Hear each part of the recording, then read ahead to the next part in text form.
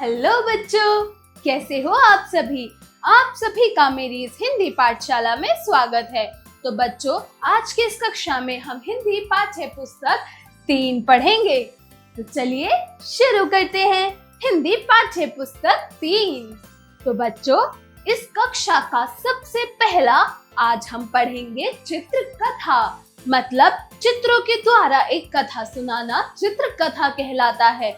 तो चलिए जरा हम इस चित्र कथाओं पर थोड़ा सा जोर डालते हैं।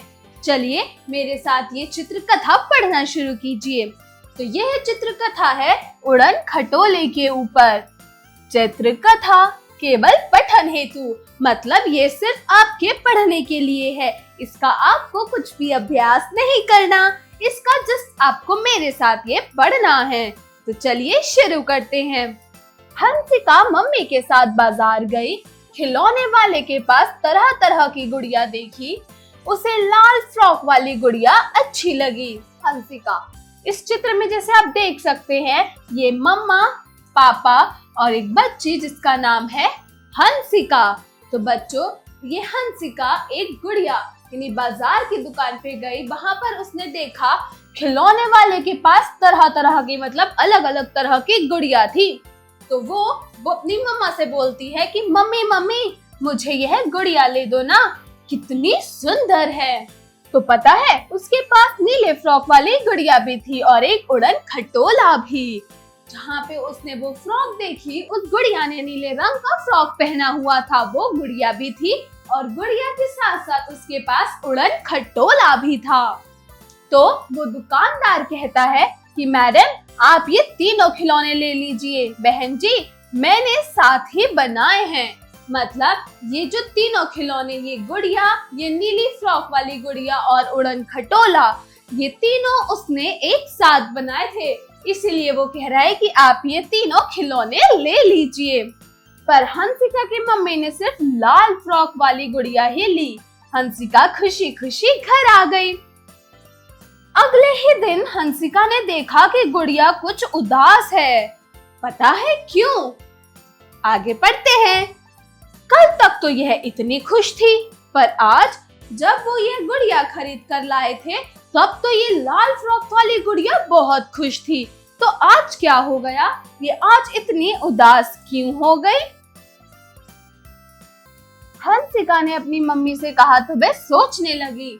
तो उसकी मम्मी कहती थी कि शायद वह नीले वाली फ्रॉक वाली गुड़िया इसकी सहेली थी। हमें तीनों खिलौने लेने चाहिए थे, तब यह ज्यादा खुश रहती। तो हंसिका फिर अपनी मम्मी के साथ बाजार गई और इस खिलौने वाले के पास गई। लेकिन नीले फ्रॉक वाली गुड़िया तो कोई और ले गया था, बचा था सिर्फ उड़न खटोला। हंसिका की मम्मी ने उड़न खटोला खरीदा और वो घर वापस आ गए। जो उसकी सहेली नीले फ्रॉक वाली गुड़िया थी, उसको किसी और ने खरीद लिया था। तो क्या वहां सिर्फ उड़न खटोला बचा था।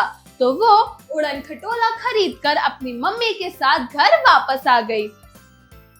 हंसिका ने घर आकर खुशी खुशी वह उड़न खटोला गुड़िया के पास रख दिया।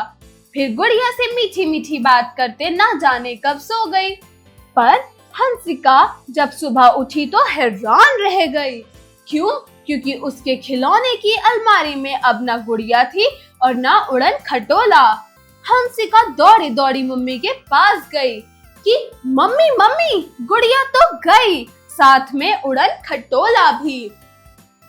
जब रात में हंसिका अपनी गुड़िया से बात कर कर सोई, तो वो अपने बगल में हंसिका और गुड़िया की नीली फ्रॉक वाली गुड़िया को रख कर सोई थी। लेकिन जब वो सुबह उठी तो ना ही उसको उड़न खटोला दिखा, ना ही उसको नीले फ्रॉक वाली गुड़िया। तो वो अपनी मम्मी के पास डर कर गई कि मम्मी मम्मी मैंने तो इसे यहीं रखा था, ये कहाँ गई? तो बच्चों, हंसिका की मम्मी कहती हैं कि आखिर कहाँ चली गई हंसिका की इतनी सुंदर गुड़िया? कहीं उसे उड़न खटोले पर बैठकर तो अब वह ये सोच ही रही थी, तभी गुड़िया की खिलखिलाहट सुनाई दी। वही उड़न खटोला नीचे उतरा। उसमें गुड़िया भी थी और उसकी सहेली सरिता भी, मतलब वो नीली फ्रॉक वाली गुड़िया भी थी। गुड़िया ने अपनी सहेली सरिता से हंसिका की मम्मी को मिलवाया, फिर हंसकर कहा कि मैं उड़न खटोले पर बैठकर अपनी सहेली सरिता से मिलने गई थी। कुछ देर बाद सरिता ने सबसे विदा ली। उड़न खटोला उसे छोड़कर वापस आ गया। अब गुड़िया बहुत खुश थी। क्यों? क्योंकि वो अपनी सहेली सरिता यानी नीली फ्रॉक वाली गुड़िया से मिल चुकी थी, इसीलिए वो बहुत ज्यादा खुश थी। तो पता है इस चित्र कथा से हमें क्या शिक्षा मिलती है? कि हमें अपनों के साथ रहने से बड़ी और खुशी कोई भी खुशी नहीं है। मतलब जब हम अपने परिवार के साथ रहते हैं, अपने दोस्तों के साथ रहते हैं, उन लोगों से जो हमें खुशी मिलती है वो किसी और के साथ रहने से हमें नहीं मिलती।